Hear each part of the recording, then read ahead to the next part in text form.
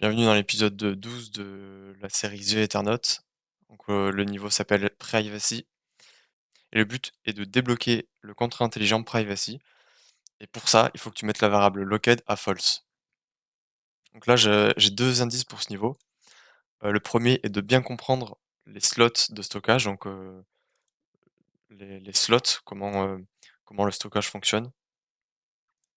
Et le deuxième indice est de bien comprendre le casting de type, comment on transforme un type en un autre type.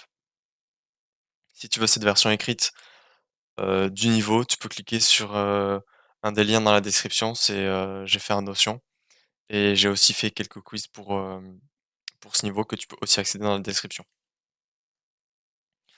Voilà, maintenant on va passer à l'analyse du code, pour ça j'ai pris un screenshot. Donc on a tout plein de variables. La première variable est locked, donc celle-là et c'est celle qu'on doit passer à false pour gagner, pour réussir les niveaux. La deuxième variable est appelée id et elle représente le timestamp du bloc dans lequel le contrat a été publié. Donc elle est sur 32 octets parce que c'est un uint 256. La troisième variable est flattening qui a une valeur de 10. La quatrième, c'est dénomination qui a une valeur de 255. La cinquième, c'est awareness qui est qui est la valeur du bloc.timestamp dont on a gardé uniquement les 2 premiers octets, donc les 16 premiers bits. Et enfin, la dernière variable est data, qui correspond à un tableau de longueur 3, et chacun des éléments de ce tableau sera de type byte 32. Donc, un tableau heu, de 3 fois 32 octets. Ensuite, on a le constructeur qui permet de définir la variable data. Et enfin, on a une fonction unlock qui prend en paramètre une clé de type byte 16, hem et qui permet de déverrouiller le contrat intelligent, donc passer la variable locked à false. Mais pour cela, il faut que la clé soit égale à la valeur de byte 16 de data 2. Donc data 2 ici, c'est le 3e élément de mon tableau. Donc là ici on va voir, comme je l'ai dit, en fait la variable data ici, c'est un tableau de 3 éléments, donc de 3 bytes, byte 32 même, comme ça. Et nous ce qui nous intéresse c'est hem, la variable data, la variable à l'indice 2 de data. Donc ça correspond à cette variable-là, heu, la dernière de la liste. Et ensuite cette variable-là, comme je l'ai dit avec le deuxième indice, on va devoir la transformer en byte 32, byte 16 pardon. Voilà, donc ça s'appelle le casting en anglais, casting. On caste une variable d'un type à un autre. Et on va voir après que euh, elle suit une règle spécifique. Le casting de bytes en général suit une règle spécifique, qui est de garder uniquement les octets en partant de la gauche plutôt qu'en partant de la droite pour les uint par exemple. Quand on passe de uint 16 à uint 8, ça va garder les octets, les bits à droite de la représentation binaire du nombre, alors que pour les bytes, en général, ça va garder que les bits en partant de la gauche. Voilà pour les explications du code. Donc là, ce qui nous intéresse est de trouver la variable, contenue dans, l'indice 2 de notre tableau. Si tu te rappelles dans un des niveaux précédents, je sais plus lequel, mais, on avait utilisé une méthode, Web3.js qui nous permet d'accéder à chacun des slots, de notre smart contract. Donc pour cela, on avait fait, web3.eth.getStorageAt. Voilà, je l'ai mis dans la solution, évidemment. GetStorageAt. Et cette fonction prend du coup en paramètre l'adresse à laquelle on veut accéder au stockage et en deuxième paramètre le slot. Et pour trouver le slot qui nous intéresse, eh ben, on va tout simplement regarder le code. Comme je l'ai dit, on veut la dernière variable, le dernier élément de notre tableau. Et notre tableau, du coup, on va devoir trouver le slot. Bah, en fait, du coup, on va devoir trouver le slot à laquelle cette variable-là correspond. Et pour trouver le slot, bah, je vais faire des petits schémas. Donc, la variable locked est un booléen. Ça veut dire qu'elle va être sur, elle va être sur 1 octet, donc sur 8 bits.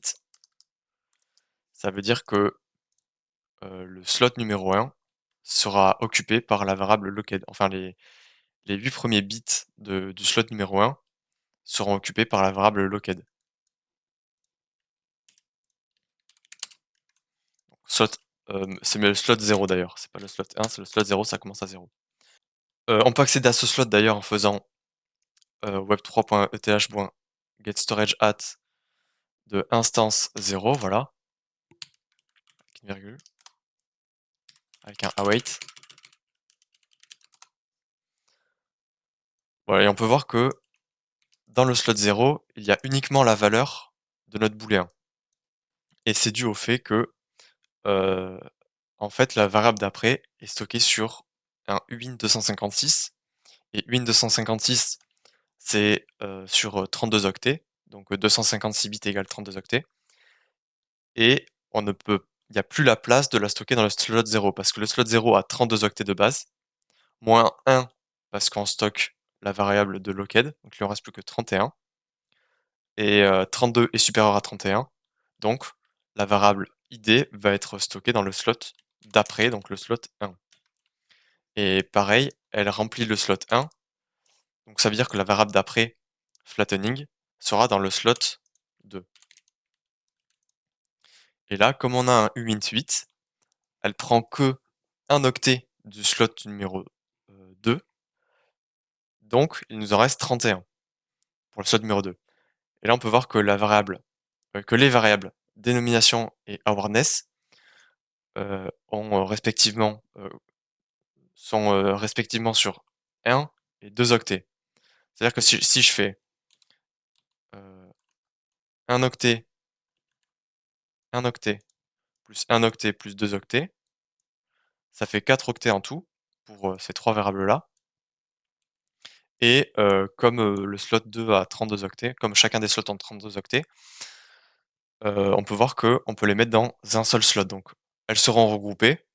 Et par contre, le slot après ça, le slot 2, il nous restera plus que 28 octets. Donc si je fais get storage at slot 2, voilà, on peut voir ici que la valeur qui nous est retournée est, je vais la mettre au-dessus pour l'instant, et la valeur des trois variables ici. Donc 10 en hexa, ça donne 0A, c'est-à-dire ces deux nombres ici. Ensuite, FF, ça correspond à dénomination qui est 255. Donc 255 en hexa, ça donne FF.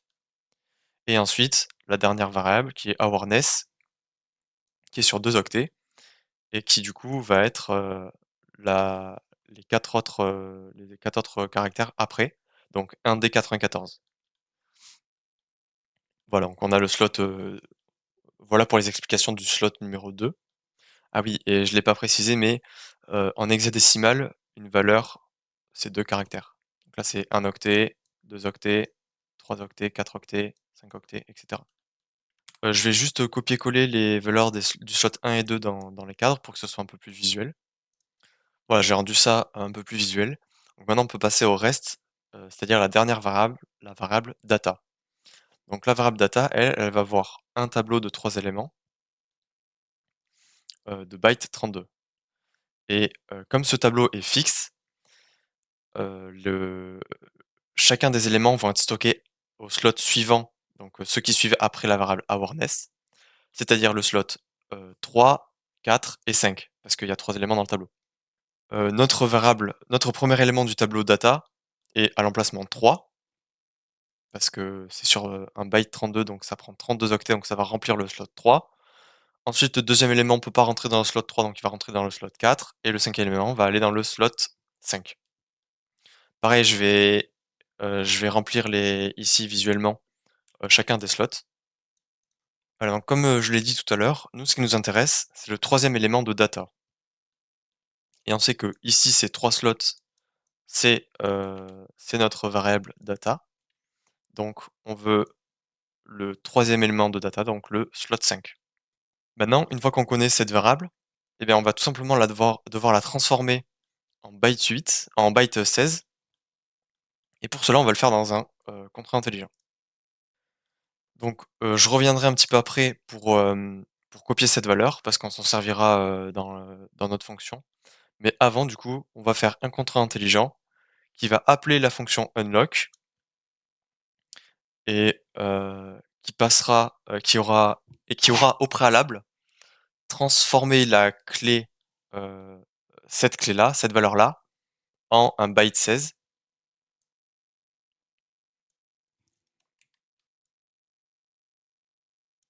Byte 16 et du coup ça nous permettra d'avoir une clé qui est valide et donc déverrouiller le contrat. Pour cela, je me rends dans Remix et je vais faire l'interface du contrat, appelé privacy, parce qu'on aura besoin d'appeler la fonction du coup unlock. Donc interface privacy, on va juste copier, la définition de la méthode unlock, remplacer le public par external, voilà. Maintenant on va faire notre contrat intelligent qu'on va appeler, privacy attack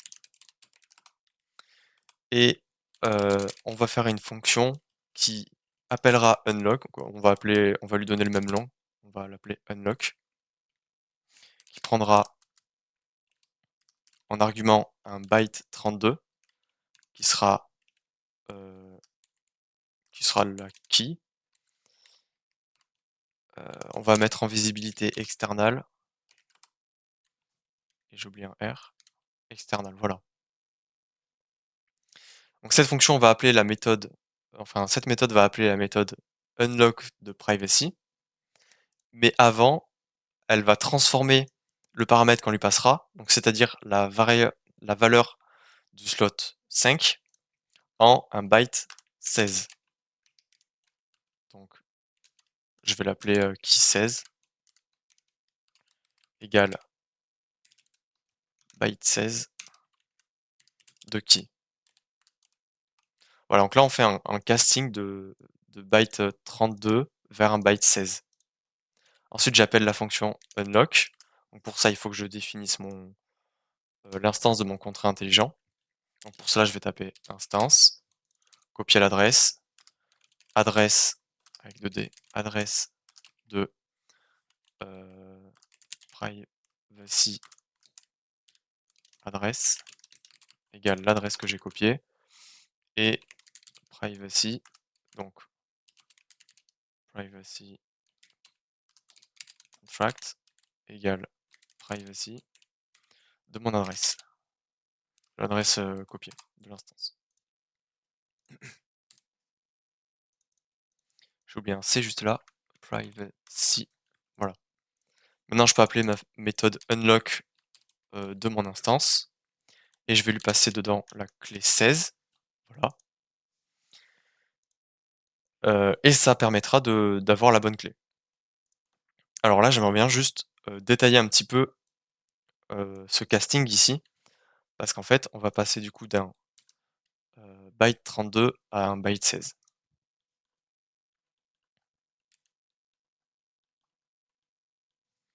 Alors donc je reprends, la valeur de notre slot, numéro 5.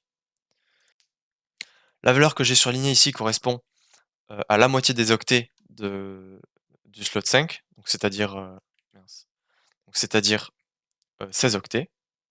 Donc cette partie-là, je vais la mettre en vert. Cette partie-là et cette partie-là. Donc ça, c'est la valeur. la valeur sur le type byte 32. Mais nous, ce qu'on veut, c'est la valeur byte 16. Et Solidity convertit automatiquement byte 32 en byte 16, mais en réalité, ce que ça fait, c'est que ça garde les premiers bits. Ça va garder cette partie-là. Ça va garder cette partie-là, tout simplement. Donc ça veut dire que là, la valeur de byte 16 sera 0x, 1c, etc.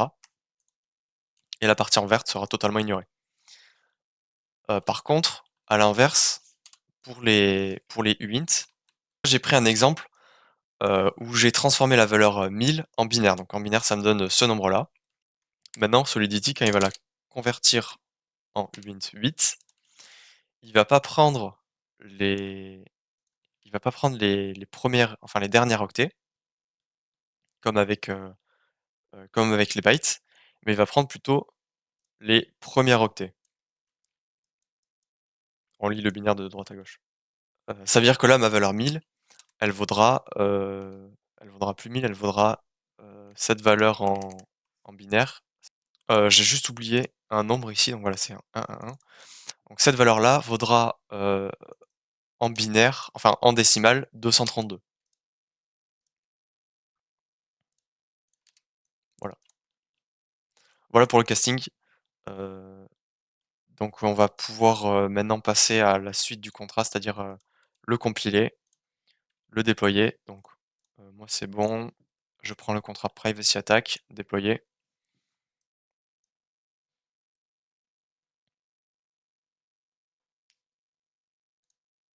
Je confirme. Je vais supprimer l'ancien contrat. Hop, c'était le contrat du niveau d'avant. Maintenant, en attendant, je vais copier l'adresse du slot numéro 5 et je vais la passer dans la fonction, en paramètre de ma fonction unlock. Puis je vais appeler ma fonction unlock avec du coup le type byte 32 qui sera converti en byte 16. Je confirme. Et voilà, ma transaction a été confirmée. Donc maintenant, je peux vérifier que j'ai ma variable locked qui est passée à false en faisant contract.locked. Je sais pas si je l'ai dit, mais ça, on peut accéder à une variable publique avec la fonction locked parce qu'en fait, Solidity génère automatiquement des getters pour les variables publiques. Donc en fait, locked est un getter de la variable locked. Et voilà, donc là, on peut voir que la variable est passée à false, donc je peux soumettre mon instance et, heu, et j'aurai complété le niveau.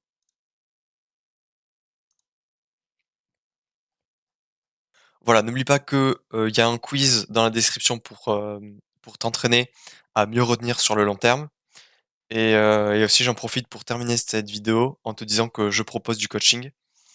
Donc si le développement blockchain t'intéresse, n'hésite pas à cliquer sur le premier lien dans la description. Et voilà, le niveau est complété.